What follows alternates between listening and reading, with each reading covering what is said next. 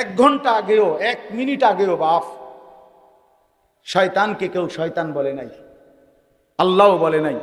এর আগে তো তার পরিচয় ছিল সে ফেরেশতাদের শিক্ষক ছিল, কিন্তু যখন সে সেজদা করে নাই, একটা কি করে নাই, এই যেদিন থেকে, যেই মিনিট থেকে সেজদা করে নাই, কসম আল্লাহর, এরপর থেকেই তার পরিচয় হয়েছে শয়তান। এর আগে তারা শয়তান কইতো, শয়তান কয় কখন থেকে? সেজদা যখন ছেড়ে দিল। তাহলে যে সেজদা দেয় না সে শয়তান। শয়তান বেটা বেটা, তুমি শয়তান, শয়তান, তুমি শয়তান, তুমি ইবলিস, তুমি মরদুদ, তুমি বলউন, তুমি রাজিম, তুমি অভিশপ্ত, তুমি লানতের যোগ্য, তুমি ঘৃণিত, পরিত্যক্ত, তোমার উপরে কুল মাখলুকাতের লানত, অভিশাপ, অভিশাপ। এজন্য আজকে যে ছেলেরা বসছেন, বাবারা বসছেন, পর্দার আড়ালের মায়েরা, বোনেরা বসছেন, যে শুনছেন আমার কথা, আল্লাহর দিকে ডাকলাম, আল্লাহর দিকে ফিরে আবার চেষ্টা করলাম আপনাদেরকে। সেজদা করেন, আল্লাহর দিকে ফিরে আসেন।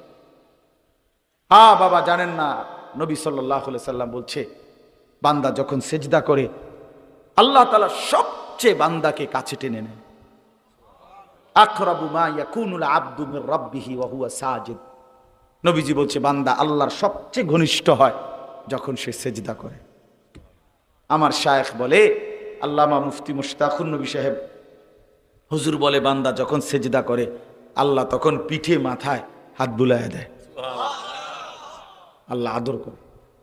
আনিস আসছো না, আমার সেজদা দিলা না, মাশাআল্লাহ, হ্যাঁ মাথা উঠাও, বসো। তো বলো তো আর কিছু বলবানি? তো বান্দা বলে, আত্তাহিয়াতু লিল্লাহি ওয়াস সালাওয়াতু ওয়াত তাইয়্যিবাত।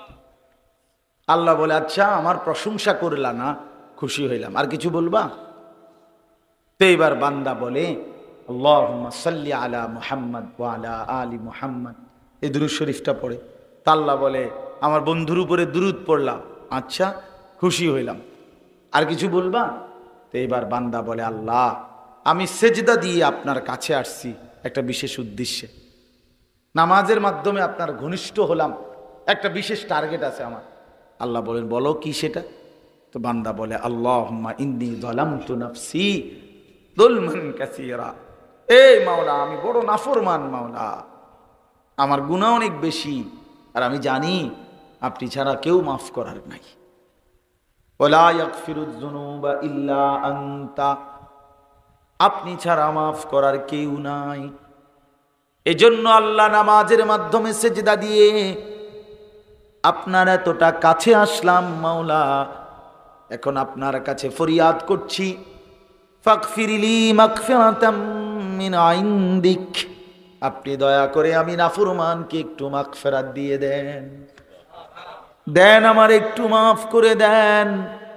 ওয়ারহামনি, আমারে একটু দয়া করেন, ইন্নাকা আনতাল গফুরুর রহিম, আপনি হচ্ছেন মাফ করে নেওয়ালা, আপনি হচ্ছেন দয়া করে নেওয়ালা।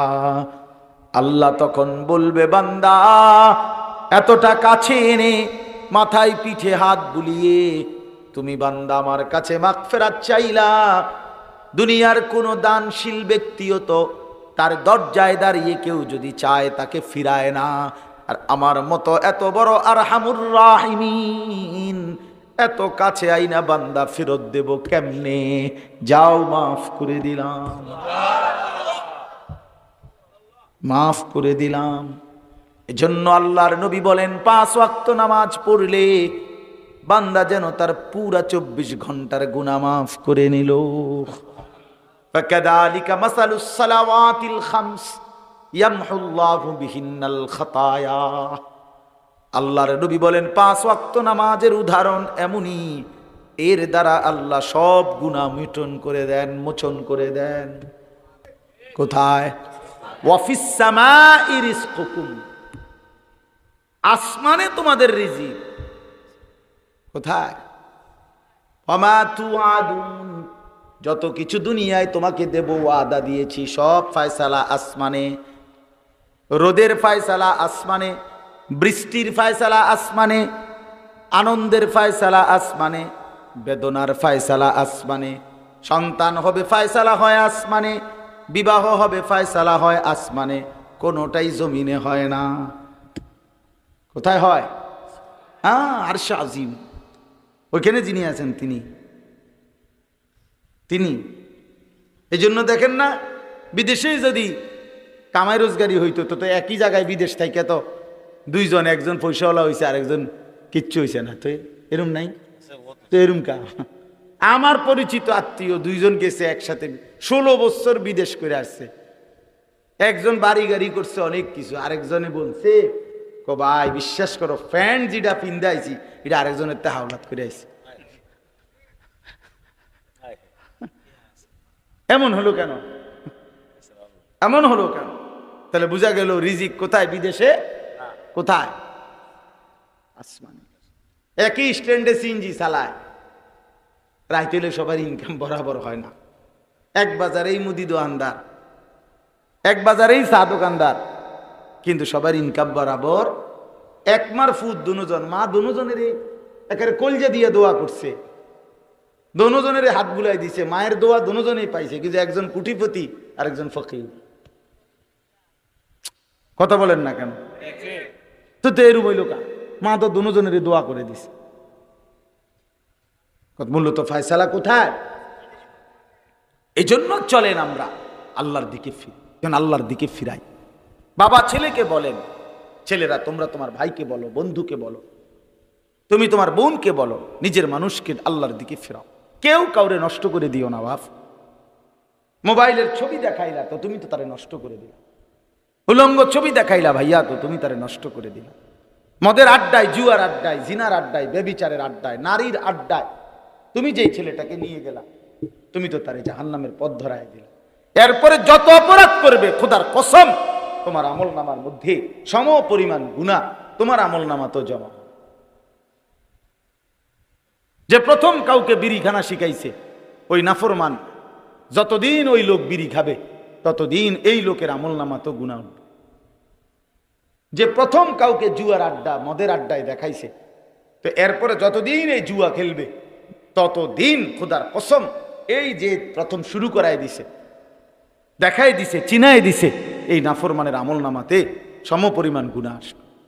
আবার যে কাউকে আল্লাহর পথ দেখাইছে, আখিরাতের রাস্তা দেখাইছে, তো সে যতদিন আমল করবে ততদিন এই লোক ওই ব্যক্তির আমলের সম পরিমাণ নেকি পাইতে থাকে।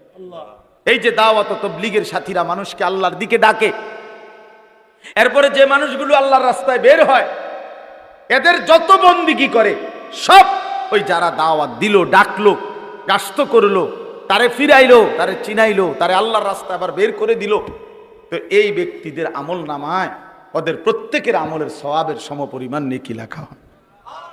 আমি কিছুদিন আগে এই গত আগস্ট মাসে 40 দিন সফর করছি, দাওয়াত তাবলীগের সফর, টানা 40 দিন এক চিল্লা ছিলাম।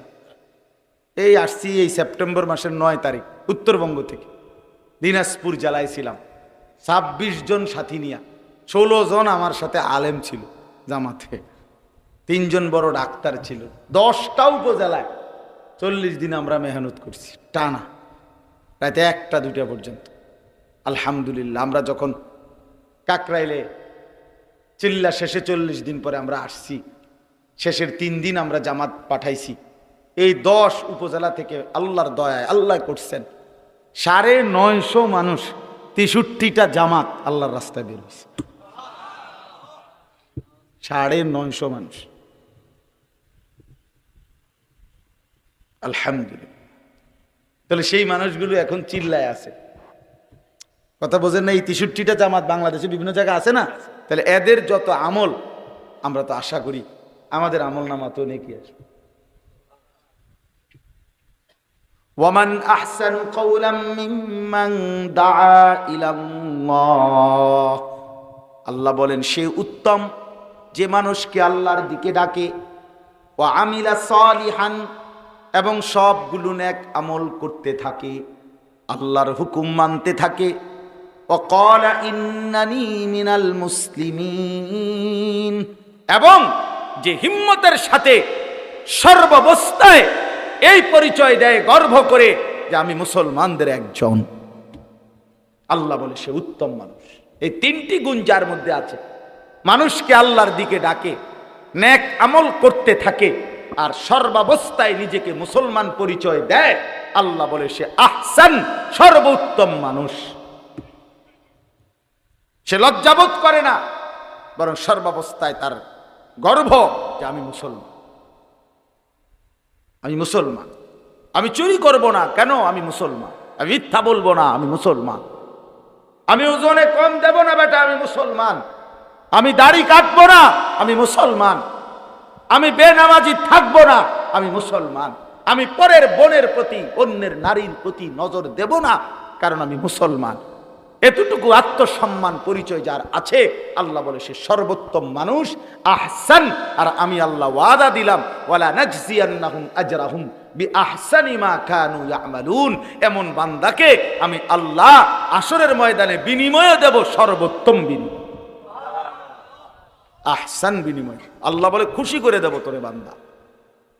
ফালা তা'লামু নাফসুম মা উখফিয়া লাহুম মিন কুররাতি আ'য়ুন, আল্লাহ বলে বান্দা তোরে এমন সুন্দর জান্নাত দেখাবো, যে জান্নাতের দিকে তাকাইলে তোর চোখ ঠান্ডা হয়ে যায়, কলজা ঠান্ডা। হ্যাঁ, ছেলেরা বাপ আমরা বেকুব মনে করে না, ওরা যে 5 ওয়াক্ত নামাজ পড়ি, আল্লাহরে ডাকি, বোধাই দেখা বেকুব দেখা। হ্যাঁ, আর তুমি সালাক, তুমি মানুষের বেডির পিছিয়ে আডো, হ্যাঁ, মোবাইলে সারা রাত উলঙ্গ ছবি দেখা, আর কদ্দুর পর পর চুলেরে ফিরা, বা কি চালাক।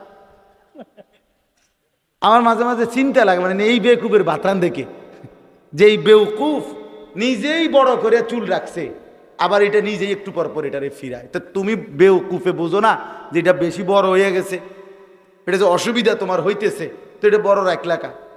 আর যদি বলেন আমার অসুবিধা হয় না, তো এটা ফিরাও কা? কথা বোঝেন নাই আপনি? যদি এটা বড় হইয়া থাকে, তো এটা বড় রাখলা কেন? আর যদি মনে করো না এটা আমার অসুবিধা নাই, তো এটা এরম এরম পিছের দিকে ফিরাও কা? কথা বোঝেন না? এইটারে যদি এখন আমরা কেউ একজন, ওই ভাই যদি বা আমি মনে করেন এইটা একবার হাতে নিলাম, থুইলাম, হাতে নিলাম, রাখলাম, এভাবে 10 মিনিট যদি আমি করি, যেই কোনো লোক বলবো এটা কি পাগল ধরে আনছি আমি, ঠিক কিনা? বলবে কিনা? আবার এরম করে কাটা দিল, এরম শুরু করছে। তো তুমি এর চুলের হলো এরম শুরু করলে কা? মাতাল, বেওকুফ, এটা বোঝা উচিত। একজন সুস্থ স্বাভাবিক মানুষ মুসলমান বেগায়রত হয় না বেটা। আমি কেন হেরে যাব কাফেরের কাছে? আমি কেন হেরে যাব বেঈমানের কাছে? একটা সামান্য নাফিত তোমারে পরাজিত করে দিল। তুমি নাফিতের থেকে ডিজাইন নিলা, তুমি একটা খেলোয়াড়ের কাছ থেকে, গায়কের কাছ থেকে, নর্তকীর কাছ থেকে। হায় হায় হায় হায় হায়, মুসলমান এত বড় পরাজয়, পতন আমাদের কেন হলো? আল্লাহ আমাদেরকে বুঝ দান করেন। চলেন এই কথা আমরা প্রত্যেকে ইনশাআল্লাহ একে অপরকে আল্লাহর দিকে ফেরাবো। কার দিকে বলেন না বাবা? কার দিকে? সবাই বক্তা হইতে হবে জরুরি না, সবার জন্য প্যান্ডেল লাগাইতে হবে জরুরি না।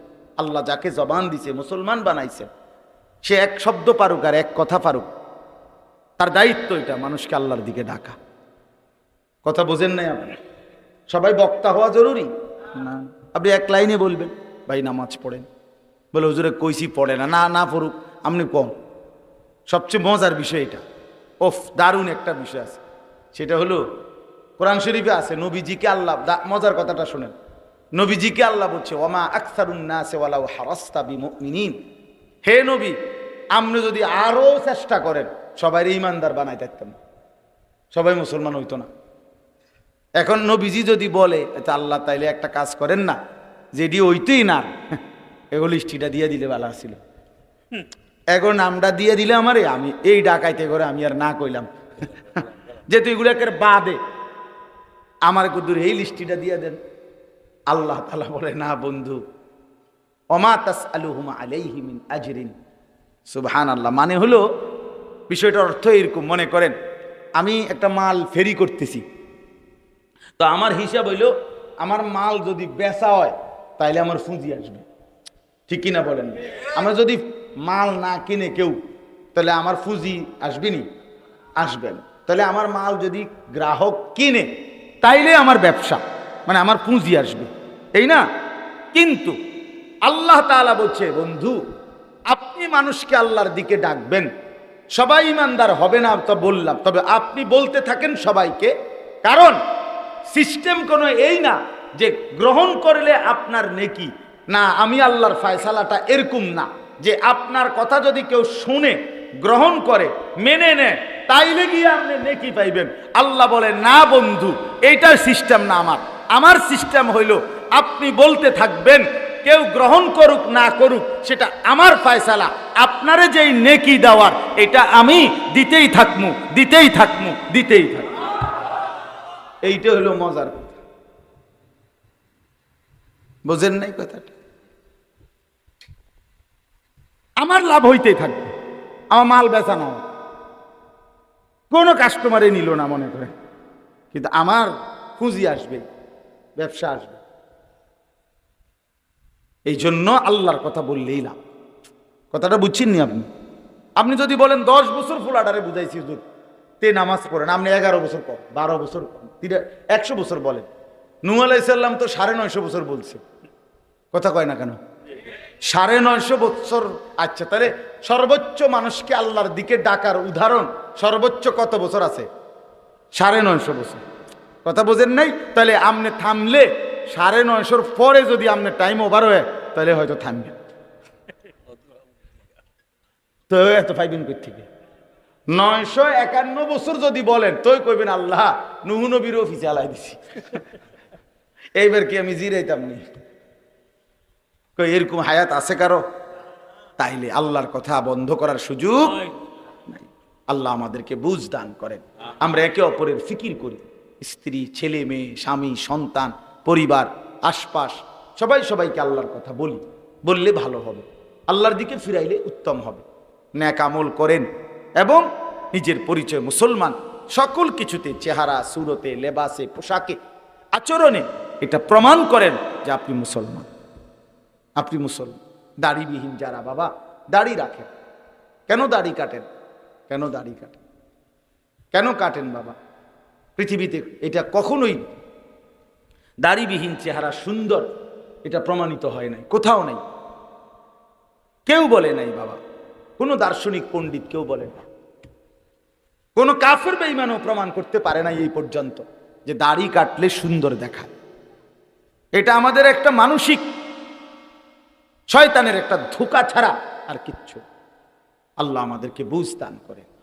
নিজেদের স্ত্রীকে পর্দা করতে বলেন, মেয়েকে পর্দা করতে বলেন, নিজেরা হালাল রোজগার করে। মনে রাখেন, লোনা জলে তৃষ্ণা মেটে না। আমার এই কথাটা মনে রাখেন শেষ। লোনা জলে তৃষ্ণা মেটে না মানে হলো যে পানি লবণাক্ত ওই পানি পান করলে তৃষ্ণা মেটে না, জানেন এটা? কথা বুঝছেননি আমার কথাটা? তাহলে তৃষ্ণা মিটাইতে হলে কি পানি পান করতে হবে? মিঠা পানি, এরকম মিঠা পানি, মিঠা পানি।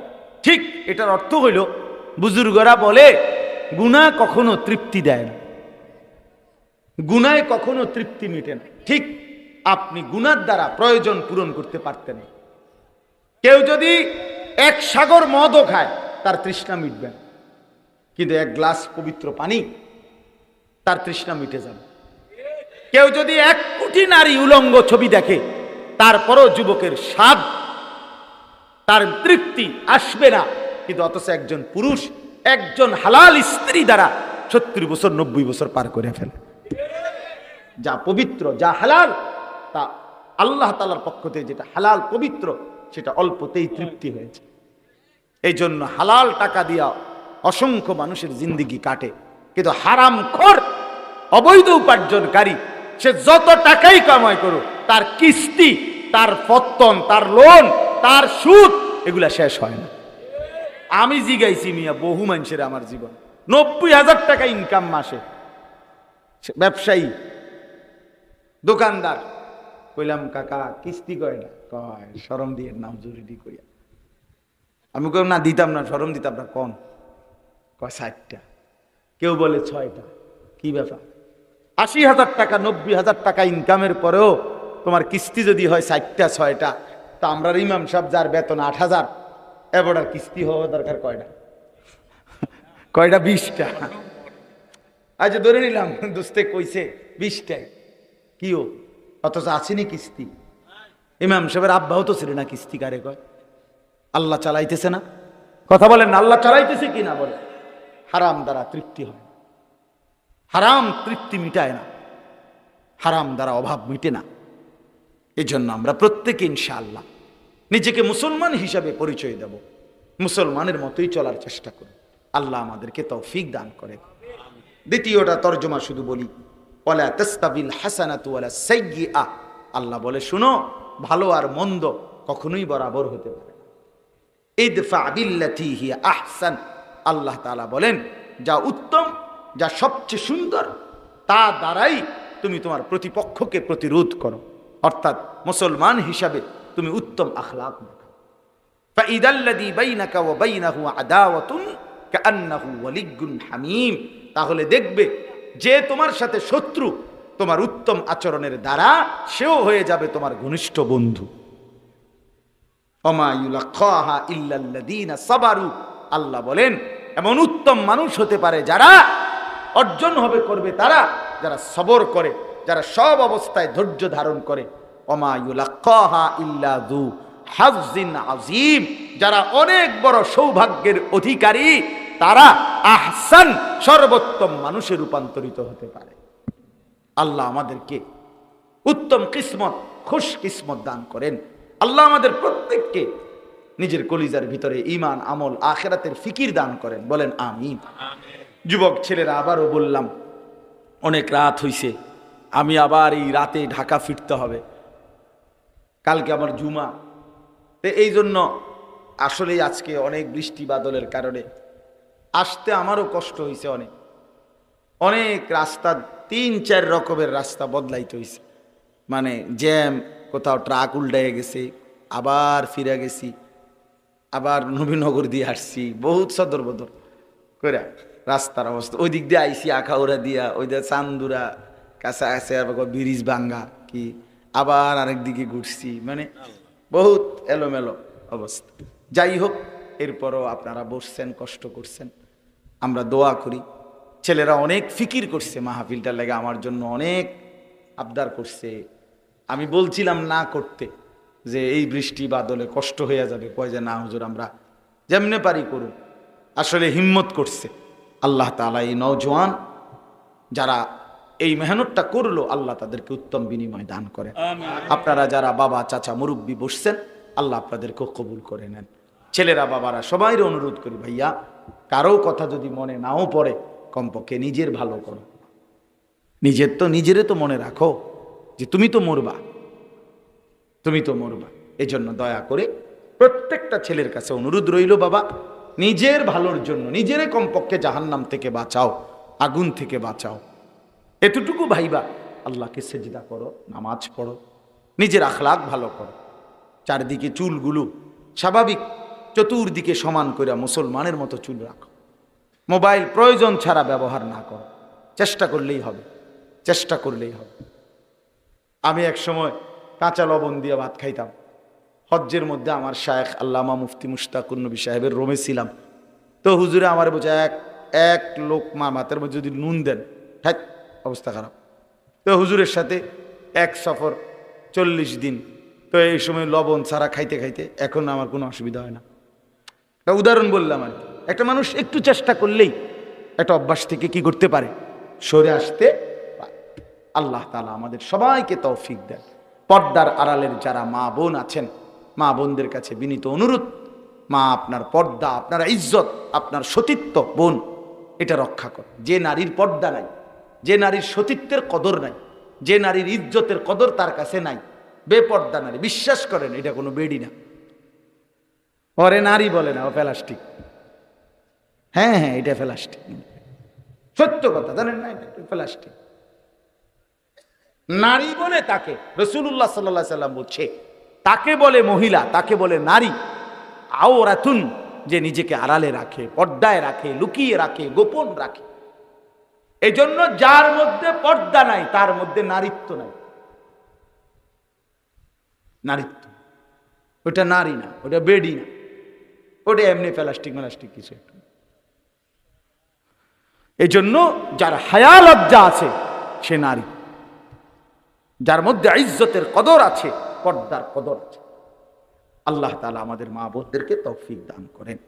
সুবহানাল্লাহি ওয়া বিহামদিহি, সুবহানাকাল্লাহুম্মা বিহামদিকা, আশহাদু আল লা ইলাহা ইল্লা আনতা, আস্তাগফিরুকা ওয়া আতুবু ইলাইক। দোয়া করি।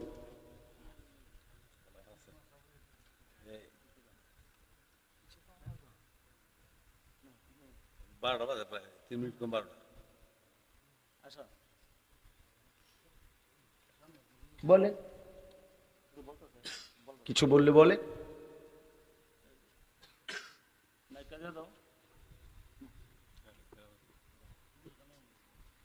ঠিক আছে, শুধু দোয়া চাও, বলে ভাই আমাদের জন্য দোয়া করেন, খালাস।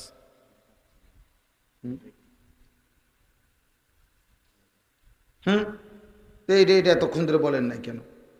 আমাদের এই মাদ্রাসা আর এই মাহফিলটার জন্য ছোট্ট কদ্দুর খরচ আগামী বছরের জন্য। আমরা চলেন সবাই মিলে দেখেন, নিয়ত করলে আল্লাহ চাই তো হয়েই যাবে। আগামী বছরের মাহফিলের জন্য পোস্টার, মাইক, চাটাই। পোস্টারের খরচ কত? আনুমানিক 5,000 টাকা। তাহলে আগামী বছরের জন্য পোস্টার 5,000 টাকা দিবেন, এরকম একজন ভাই নিয়ত করেন, বলেন তো একটু ইনশাআল্লাহ। অথবা দুইজনে বলেন যে হুজুর আমি 2,500 টাকা দেব, তো আরেকজন বলেন 2,500 টাকা, তাইলে সহজ হয়ে যায়। বলেন তো ইনশাআল্লাহ, একটু নিয়ত করেন, বলেন না বাবা, হিম্মত করেন। জি, আল্লাহ তৌফিক দান করেন। বলেন আগামী বছর দিবেন, এই বছর না, আগামী বছর যখন মাহফিল হবে। মাশাআল্লাহ। চাচা জানেন নাম কি? জনাব মাস্টার আলী আকবর সাহেব, যে উনি না, হাজি আলী আকবর সাহেব, আল্লাহ তাআলা ওনার তৌফিক দান করেন। চাচা জান ইনশাআল্লাহ পোস্টারের খরচটা দিয়ে দেবেন, আল্লাহ তাআলা উত্তম বিনিময় দান করেন। মাইকের খরচ কত? আনুমানিক 7-8 হাজার টাকা, 7-8 হাজার টাকা আনুমানিক, ধরেন না 8,000 টাকা ধরলাম আমরা। এই 8,000 টাকা 4 জনে মিলে দেন, 4 জনে বলেন 2,000 টাকা করে দিবেন, বলেন ইনশাআল্লাহ। কি দেবে? মাশাআল্লাহ পুরা। ফাহাদ ভাই না? ফাহাদ ভাই কই ভাই? মাশাআল্লাহ, আল্লাহ কবুল করে। জাহিদ ভাই কত দিবে ভাই? 5,000 টাকা, 8,000, 7-8 হাজার, যে কয় টাকা হয়। মাইকের খরচ দিবে জাহিদ ভাই, আল্লাহ আপনি কবুল করে নেন। চাটাই, ওই যে হোগলা চাটাই কত? চাটাই মাশাআল্লাহ। আর কিছু? আল্লাহ কবুল করেন, আল্লাহ তৌফিক দান করেন। আলহামদুলিল্লাহ রাব্বিল আলামিন। আল্লাহুম্মা আনতাস সালাম ওয়া মিনকাস সালাম, তাবারাকতা ইয়া যাল জালালি ওয়াল ইকরাম। يا رب لك الحمد كما ينبغي لجلال وجهك وعظيم سلطانك، وصل على محمد كما هو أهلك، وافعل بنا خيرا كما أنت شانك، يا أرحم الراحمين، يا أرحم الراحمين، يا أرحم الراحمين. ربنا ظلمنا أنفسنا وإن لم تغفر لنا وترحمنا لنكونن من الخاسرين. ربنا آتنا في الدنيا حسنة وفي الآخرة حسنة وقنا عذاب النار. ربنا وآتنا ما وعدتنا على رسلك ولا تخزنا يوم القيامة إنك لا تخلف الميعاد.